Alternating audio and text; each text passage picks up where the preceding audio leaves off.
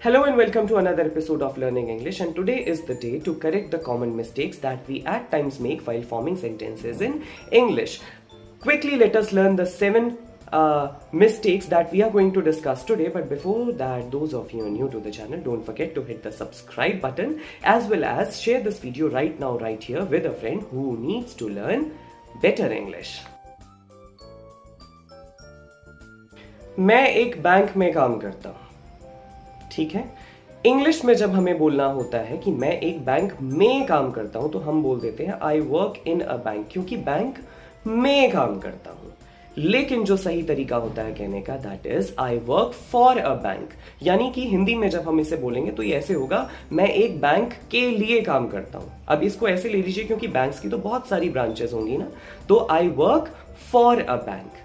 इसी तरह जब हमें ये बोलना होता है कि वो अंग्रेजी में वो उसकी अंग्रेजी बहुत स्ट्रांग है, राइट। तो जब हमें कहना होता है वी से like she is good in English, वो इंग्लिश में अच्छी है या अंग्रेजी में अच्छी है, पर में अच्छी नहीं है एक्चुअली। जब हम बोलते हैं सही तरीके से, so it is she is good at English, यानी कि वो अंग्रेजी विषय में अच्छी है, उस सब्जेक्ट में, ठीक है। उसको उस सब्जेक्ट का बहुत अच्छा ज्ञान है। She is good at English.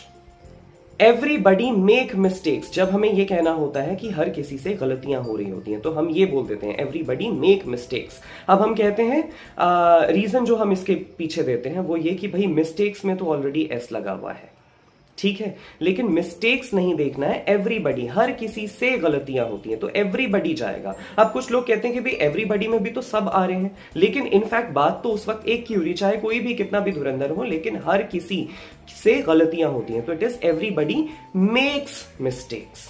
Next is आपको अंग्रेजी बोलने का प्रयास करते रहना चाहिए या फिर उसका अंग्रेजी बोलने का अभ्यास करना चाहिए। You should practise to speak English. जब हम बोलते हैं तो ये बोल देते हैं, लेकिन हमें ये नहीं बोलना चाहिए का प्रयास करना चाहिए। हमको बोलना चाहिए you should practice speaking English.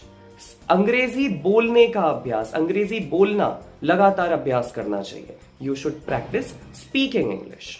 Next is मैंने वो चीज नहीं ली।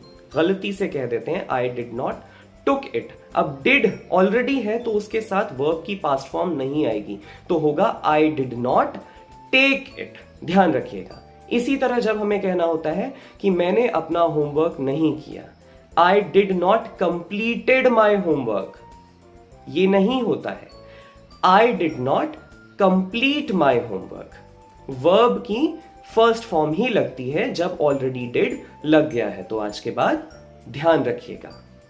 And last is one of my friend lives in Tokyo. जब हमें यह कहना होता है कि मेरा एक मित्र टोक्यो में रहता है, लेकिन बहुत सारे दोस्तों में से एक रहता है, तो इसलिए one of my friends lives in Tokyo.